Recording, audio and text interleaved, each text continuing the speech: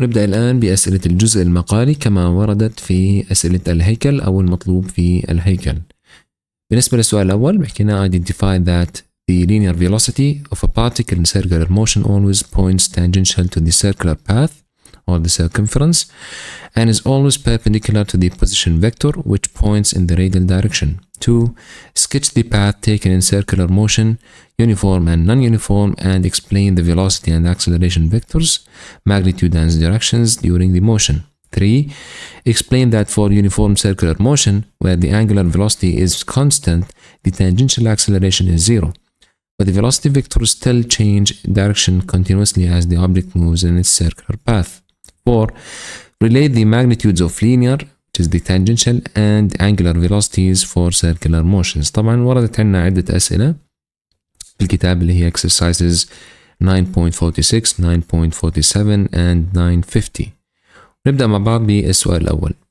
السؤال الأول هو رقم 44 في الجزء أو عفوا في الامتحان، وهو فعليا السؤال الأول راح يكون عندنا إن شاء الله في الجزء المقالي. سؤال بحكينا إن tape recorder the magnetic tape moves at a constant linear speed of 5.6 centimeters per second. To maintain this constant linear speed, the angular speed of the driving spool, the take-up spool, has to change accordingly. طبعا spool, we have two spools. This is a spool and this is a spool. Okay, so one of them will be empty and the other one will be full, and vice versa. If the other one is full, the first one will be empty. أنا بحكينا في الفرع الأول what is the angular speed of the take-up spool when it is empty with radius r1 is equal to 0.8 centimeters. So basically, as you can see, if it gets empty, so it will have a smaller radius than when it's full. So when it's full, basically in the part 2 or part B, it says that the radius of the spool becomes 2.2 centimeters. But at the beginning, when it's empty, the radius will be 0.8 centimeters. So there is a difference between the first radius and the second radius. Like, and we have to keep in our mind that it says in the question it is moving with the constant linear speed, which is 5.6 centimeters per second. So to solve the problem, first of all, we have to understand that this is the velocity, which is equal to 5.6 centimeters per second. Now we have to convert it to meters per second because this is unacceptable. So this is equal to 0.056 meters per second. What did I do? Just divide by 100 to convert from centimeters to meters. Right. Then this linear speed will be constant for the first part and the second part. So first of all, we want to find the angular speed, which is omega. So let's say this is omega. Like in which omega? The angular speed of the take-up spool when it's empty, because the second part will ask us about the angular speed when it's full. So let's use omega sub e to represent the angular velocity of the spool when it's empty, which is equal to the constant velocity v divided by the radius of the spool when it's empty, which is r sub e. Now let's plug in the values we have. So omega sub e is equal to 0.056 divided by the radius when it's empty, which is basically r1, that is equal to 0.8 centimeters. Of course, we have to convert to meters, which is basically 0.8 times 10 to the power negative 2. On the right side, I'll write it down just to make sure that you understand how to convert. So if, for example, if we have micro, to convert it to meters, we multiply by 10 to the power negative 6. We have millimeters, which is m small. If we want to, for example, so let's say this is micrometer, and this is meters. So this is millimeters, and we want to convert it to meters. Now, it doesn't have to be meters. Like, let's just keep it consistent, and let's say, for example, it's meters. We have centimeters, for example, and we want to convert to meters. So the first one is times 10 to the power negative 6. The second one is times 10 to the power negative 3. And the third one is times 10 to the power negative 2. These are the most important ones. Plus, we have, for example, nanometers. Nanometers, if you convert it to meters, for example, it's times 10 to the power negative 9. Right. So basically now, to convert from centimeters to meters, we multiplied by 10 to the power negative 2. Of course, now we just find the answer for this part using the calculator. So I'll just put it on the right side. So this is 0.056 divided by 0.8 times 10 to the power negative 2. And the answer is 7. So let's write it down. 7. Then 7 radians per second. Now let's go to the second part, which is the angular speed when the spool is full, which is basically omega f is equal to v divided by r sub f. In this case, rf, which is when it's full, it's basically r2, which is equal to 2.2 centimeters. Now let's substitute the values. Is equal to v is given as 0.056 divided by the final radius of the spool is 2.2 times 10 to the power negative 2, or we can just move the decimal by 2 digits. So let's write it as 2.2 times 10 to the power negative 2, which is basically the same thing. Now going back to the calculator, we just change this part and make it 2.2, and this will give us 2.545. So let's write it down as 2.54, and this 2.54, and of course then it is radians per second. Now going to the third part, which is part C. If this tool or the total length of the tape is 108 meters, what is the average angular acceleration of the take-up spool while the tape is being played? طيب جميل. هو طالبنا الآن إيش؟ average angular acceleration. We can find angular average acceleration since we have omega naught basically and omega final. So we can use the following equation, which is alpha bar, the average angular acceleration, is equal to delta omega over delta t. So delta omega is omega final minus omega initial, which is basically omega f minus omega e. But delta t, how can we find it? We know that if we want to find, for example, delta t given the length, it's equal to the length of the tape divided by the velocity at which it moves, or the linear speed. So basically delta t is equal to 108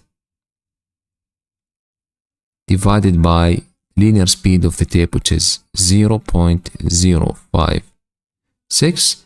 Now if we use the calculator, it's 108 divided by 0.056, and the answer is 1800. So this is the time in seconds, which is 1800 seconds. Now we take this value and substitute it to the main equation, and we say alpha bar is equal to delta omega, which is omega final minus omega, or full minus omega empty.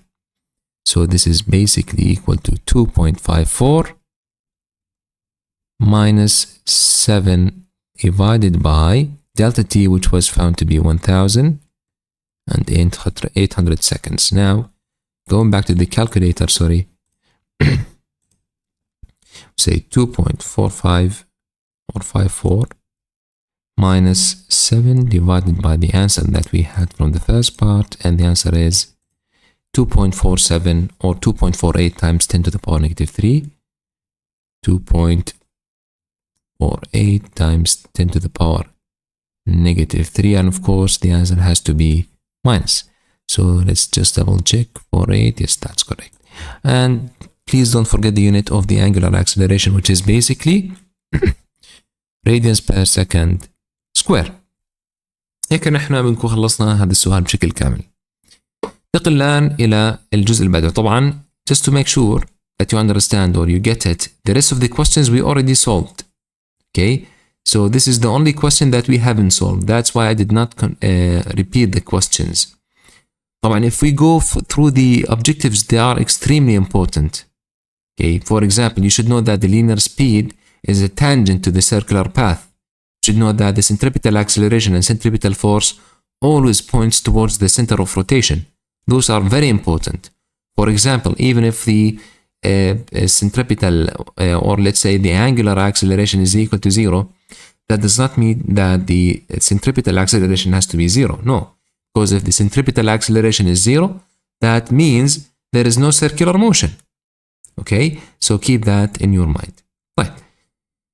Now let's go to the next question we have in the free response part.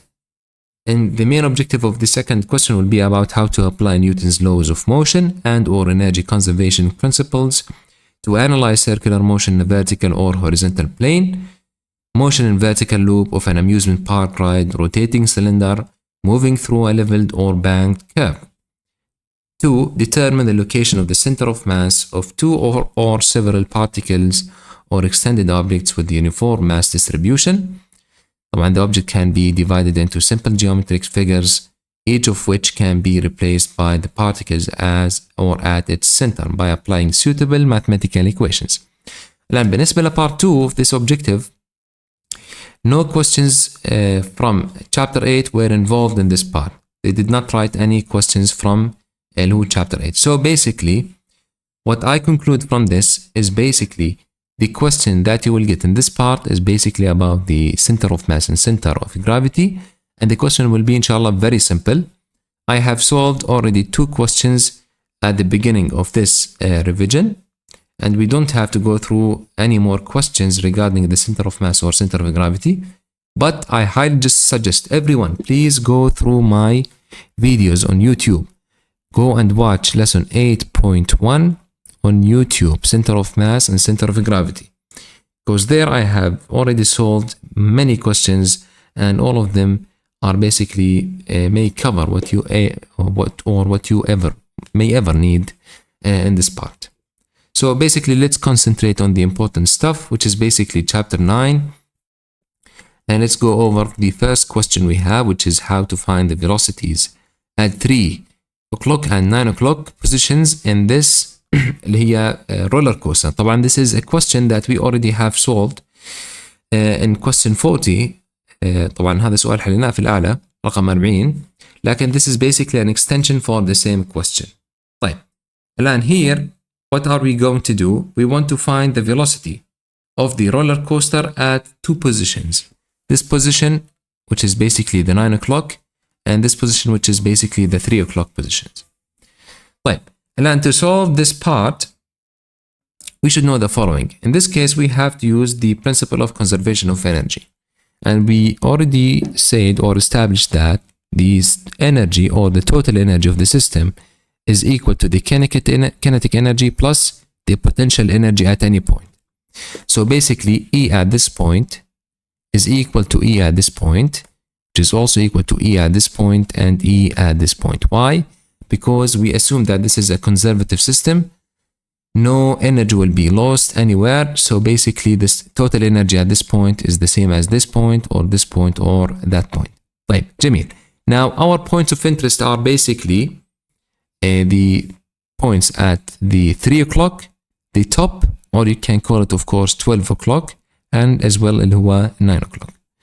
So this basically concludes that the kinetic energy at the 3 o'clock position is plus the stored energy or potential energy at the 3 o'clock position is equal to the kinetic energy of the roller coaster at the top plus the potential energy of the roller coaster at the top. And in this part, طبعا, this is also equal to the kinetic energy of the roller coaster at the 9 o'clock position plus the potential energy of the roller coaster at the 9 o'clock position. So this is U sub 9. طيب, now, if we plug in the values of kinetic energy and potential energy, we know that kinetic energy is equal to half m v square. And the potential energy U is equal to m g times h. So now we can basically say that for the first part, half m v square plus m gh. Now, which mass? It's the mass of the roller coaster, it will not change. Like in the velocity, it's position 3, so we write down here 3. And also we have m and g are constants, but h is basically the height from the ground at position 3, so we'll call it h3 equals the same thing, half m v square. Now which v? It's at the top, plus طبعا هنا اللي هو الm في g في h at the top, and that is equal to again k, which is half m v9 square plus m في g في h sub 9. طيب الآن since we want to find the velocities at the 3 o'clock and the 9 o'clock, basically if we find it for the 3 o'clock it will be the exact same thing for the 9 o'clock. لكن for example if v sub 3 is upward, then v sub 9 will be downward. So we don't have to write it or find it for both of them, we just have to find for one of them. طيب which one should we take? Let's for example take the 3, and so we will take this to be the left hand side of the equation, and this to be the right hand side of the equation. طيب الآن if we take this, before we continue we should know that m is constant, so we can cancel it from this term or this side and also from this side. So basically we are left with what? We are left with half v3 square plus gh sub 3, that is equal to half v top square plus gh at the top, and then just multiply by both sides by 2. If we multiply by both sides by 2, multiply both sides by 2, what do we get? So we will get basically v3 square plus 2gh at position 3 equals to v at the top square plus 2gh at the top. طبعا from there we want to find v3. v top was already found in the previous part, which was found to be 7 meters per second, and h is known. How to know h at the top or h at the 3 position? الآن as you can see here, this is 2r and this is r, which is basically the radius of the circular path or the vertical loop, and the radius of this vertical loop is 5. The total height is 5 plus 5, or 2 times 5, which is 10. So if we want to find, or let's just try to simplify it, just send this side or this part to the other side, and then we take the square root for both sides to get the following equation, which is v3 is equal to the square root of, الآن after sending this to the other side, we have 2g2 as constant, so we can take them as common factors, and we are left with 2g h at the top minus h at the 3 o'clock, and of course we have the velocity at the top left, so we write it down. Don't forget the plus. Now we just plug in the values. طبعا this equation can be used directly in the exam. If you would like to memorize it, you can use it directly. So v3 in this case is equal to square root of, just substitute the values. Now again, v top we have found it previously to be 7, so we just write down 7 square plus 2 times g, sorry, this is g, which is, let's write it down, 9.8 times, now h at the top, which is 10, minus h at position 3, which is 5, 10 minus 5, which is equal to 5. So write down here 5, and the answer will be 12.1 meters per second. Let's just make it neat. So this is 2 times 9.1 times 5. And the answer again is 12.1 meters per second. Now, if you go to the second part بحكينا what is the apparent weight of a rider on the roller coaster at the bottom of the loop.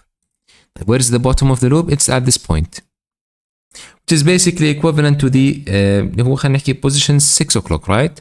Or we can call it the bottom, it's fine. Now, at the bottom of the loop, we should know that the centripetal force at this case is equal to, now, we have two forces acting on the riders at this point. We have a force acting upward. Let's draw it. This direction. And there is another force acting on the rider in the downward direction. Right. Let's just make it thicker. And also this one.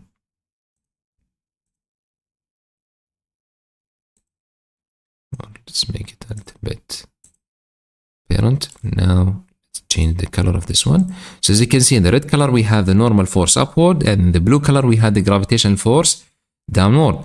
Both are acting on the riders of the roller coaster, but both are in opposite direction. طبعا they are not to scale. يعني the length of the vector is not important in this case. So now, if we want to know the forces or the net forces acting on the riders at the bottom of the loop, دائما النت فورس عندنا بتكون ناخذها البوزيتيف باتجاه السنتريبيتال فورس او السنتريبيتال اكسلريشن اللي هي يعني فعليا at the center of rotation. طيب which force is basically towards the center of rotation? It is the normal force. So this is F sub n, or the normal force. And this one is F sub g. The one that points towards the center of rotation, we will take it positive. The one that points away from the center of rotation, we will take it negative. So basically the centripetal force is equal to the normal force minus Fg. Now, since we want to find the apparent weight is always the normal force. Because, for example, if we have a scale and you stand on the scale, the reading that you have on the scale is basically the reading of the normal force acting on you. So again, the apparent weight, if you want to find it, you have to find the normal force. طيب, send F sub g to the other side, we get what?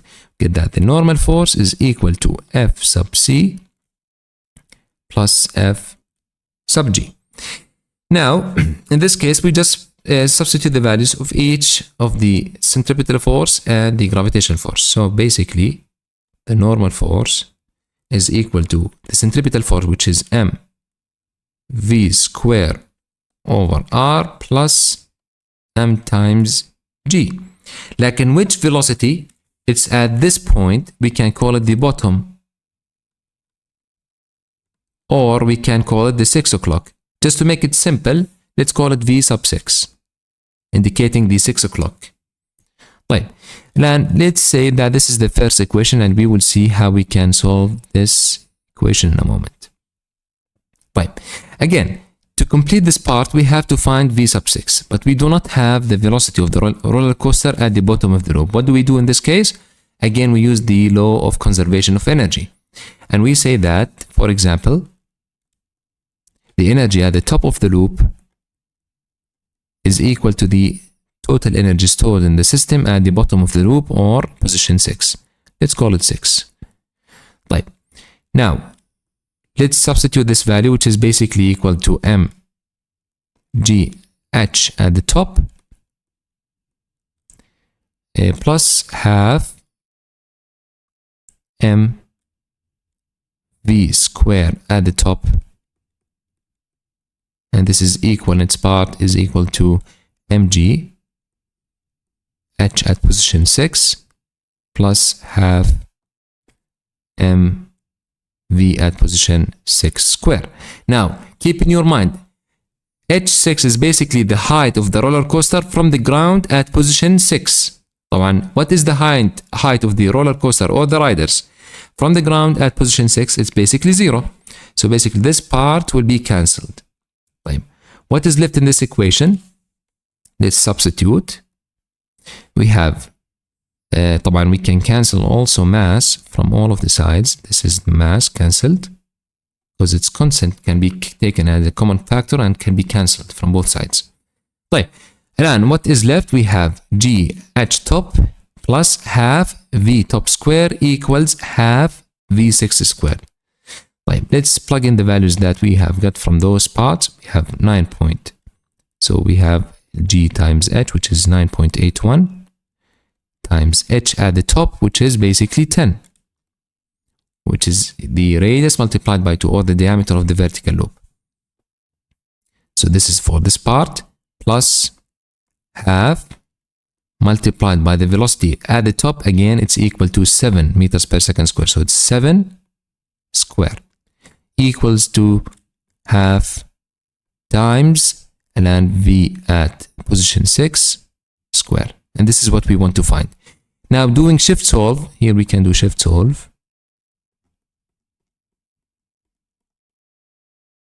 And the answer will be the velocity at position 6 equals 15.66 meters per second. Now we go back to equation 1. So we can say now substitute in equation 1. So what do we get in this case? We can simply say that normal force is equal to, and the mass in this case, طبعا we keep it as is, we don't have the mass, so we'd say mass multiplied by, again, the velocity we have just found it to be 15.66 divided by the radius of this vertical loop, which is 5, and don't forget the square here, plus the mass multiplied by 9.81. طبعا ال m is unknown in this question. We can have any mass. If you have the mass, just plug in the value of the mass here and you will get the answer in numbers. طيب. Now let's write it down in terms of m. In this case, طبعا if we do this calculation and take m as a common factor, so we just say m as a common factor multiplied by 15.66 square over 5 plus 9.81. This will equal to around 59 multiplied by the mass, and the unit of the apparent weight, which is the normal force, is in newtons. So this is the unit. طيب, what is this value? This is almost equivalent to, if you divide it by 9.81, this is equivalent to 6 mg times n. And this is the final answer for this part. طبعا again, here, this is just divided by 9.81, you will get 6. But why do we divide it by 9.81? Just to get to this form, because in the book, the answers were given in terms of mg. So basically, now we can say that 59m is equivalent to 6 times m vg. And again, we can plug in any values for the mass to find the answer, or the final answer in numbers. And that's it for this part. Now let's start with question 46. Question 46 states that a person rides on a Ferris wheel of radius r, which is rotating at a constant angular velocity omega. Compare the normal force of the seat pushing up on the person at points A or point A to that at point B in the figure. Which force is greater, or are they the same? طيب جميل. الآن, in order to solve this question, we have to understand that we have two positions, point A and point B. The difference between the roller coaster and the Ferris wheel, بأنه the seat will be rotating with the Ferris wheel, and the person who is standing, or عفوا, sitting inside, will always be vertical upward. So basically, you will be always seated on the Ferris wheel, and your head will be pointing upward. So in conclusion, the normal force acting on the riders in the Ferris wheel is always upward, and the gravitational force is always downward. This is the difference between the Ferris wheel and the roller coaster. So keep that in your mind. So basically, if we go to positions A and B, we can draw the forces acting on the riders at position A. So let's make it thick and choose the color just to get apparent. So let's assume that this is basically the normal force acting on the riders at this point. And let's draw the gravitational force acting on the riders at this point here. And let's make it a different color just to make it apparent. And what about point B? It's the exact same thing. So basically we can copy, paste. Now, keep in your mind, we use the orange color for the normal force and the red color for the gravitational force. For example, you don't have to stick with those. Right. Now let's move this to this point. So again, now we can understand that here we have the normal force, which is N, pointing upward towards the center of rotation, and we have the gravitational force downward. طيب, what is the difference between point A and point B?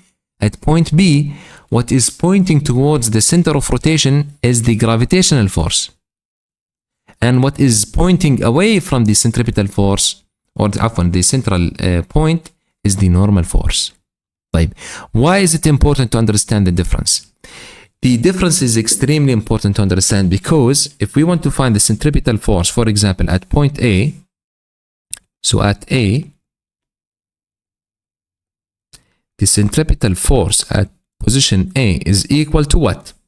الآن دائما بناخذ البوزيتيف اللي بيكون باتجاه اللي هو السنتر اوف روتيشن. مين عندنا الآن عند point A باتجاه السنتر اوف روتيشن اللي هو النورمال فورس.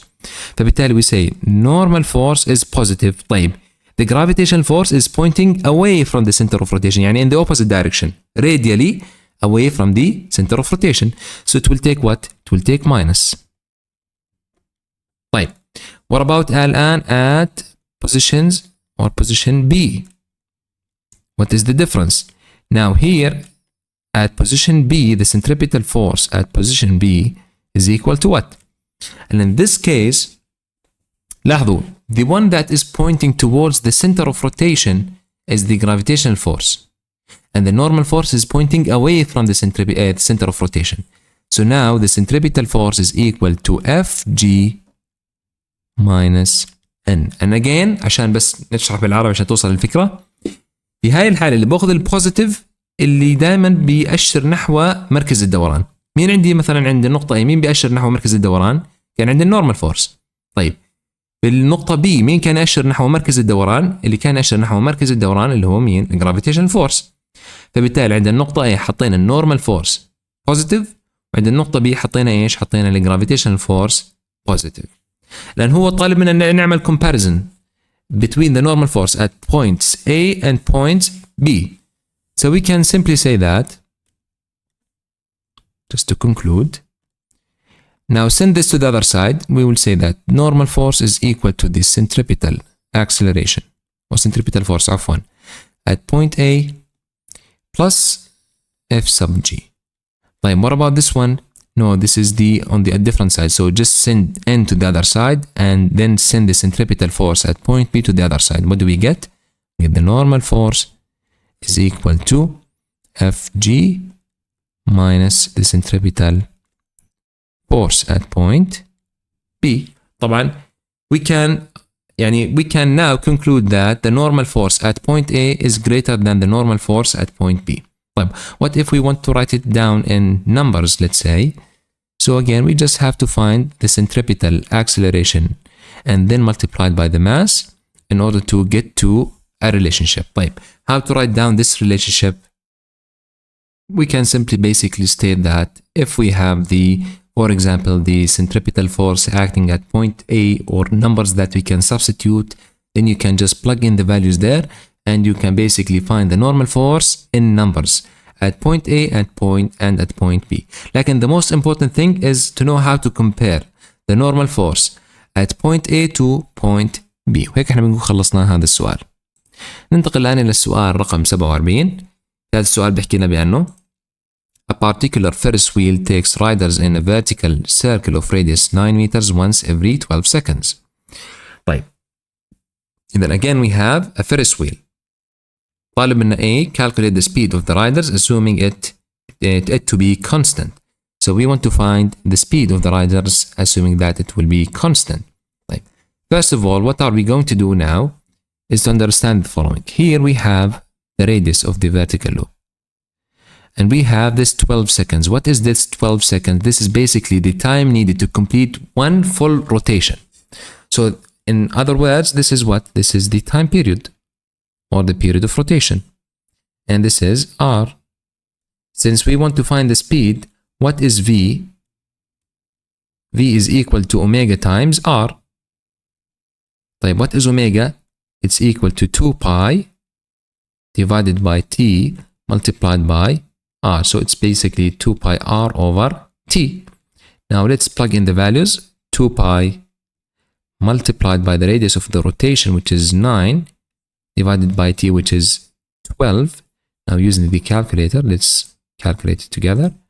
2 pi multiplied by 9 divided by 12, and the answer is 4.71.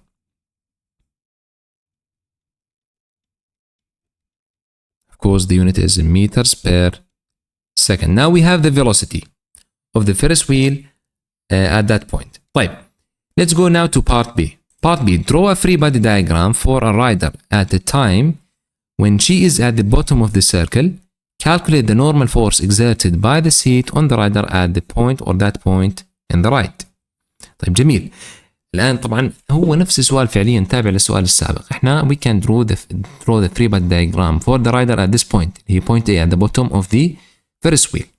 So basically we can draw the following. We can say that at this point at the bottom of the Ferris wheel we have two forces acting on the riders. We can draw a dot basically. I actually prefer the dot over this. So let's use a dot to represent the system we have, which is the rider. And again, we have two forces acting on the riders. One is upward, one is downward.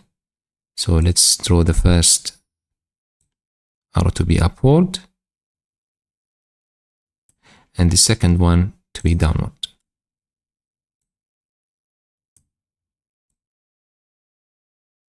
Right. Now just increase the thickness. And also let's choose another color for this one. Okay, so basically now these are the forces acting on the riders at this point, which is the normal force upward and the gravitational force downward. Now طالب منا في هذا السؤال calculate the normal force exerted by the seat. احنا حكينا اتفقنا مسبقا بأنه here we have derived an equation. The normal force at point A, which is the bottom of the Ferris wheel, is equal to the centripetal force acting on the rider at point A plus F sub G. So let's write it down again. We can say that normal force is equal to the centripetal force at the bottom, which is basically point A, plus the gravitational force. Fine. Let's write down what is the value of the gravitational force and the centripetal force. We know that the normal force is equal to M times the centripetal acceleration, which is equal to A sub C plus Fg, which is basically M times G. Now I will solve for A sub C on the right side, and we will see why in a moment. Right. Now what is A sub C? It's the centripetal acceleration. Since we already found the velocity, we can say that the centripetal acceleration is equal to V square over R. Right. What is V? We found it to be 4.71 squared divided by the radius of rotation, which is equal to 9. Now using the calculator, this is equal to 4.71 squared divided by 9. And the answer is 2.46, which is basically the centripetal acceleration. Then AC is equal to 2.46. Let's double check. Yes, 2.46 meters per second square. Right. What to do with this value now? Just plug in this value in the main equation, and we will see how to manipulate it in a moment. Now the normal force is equal to the mass. We don't have mass, so keep it in terms of mass. So we have M times A sub C, which is equal to 2.46 for 6m plus basically mg. طيب, what is mg? It's equal to 9.81 m. How can we find the answer in this case? It's equal to 2.46 plus 9.81, and we take m as a common factor, so the answer is 12.27. طيب, if we want to find it, for example, in terms of g, let's write it down as this, 12.27. 7 طبعا multiplied by the mass. طيب, what if we want to find it in terms of g? So the answer we have got here, just divided by 9.81.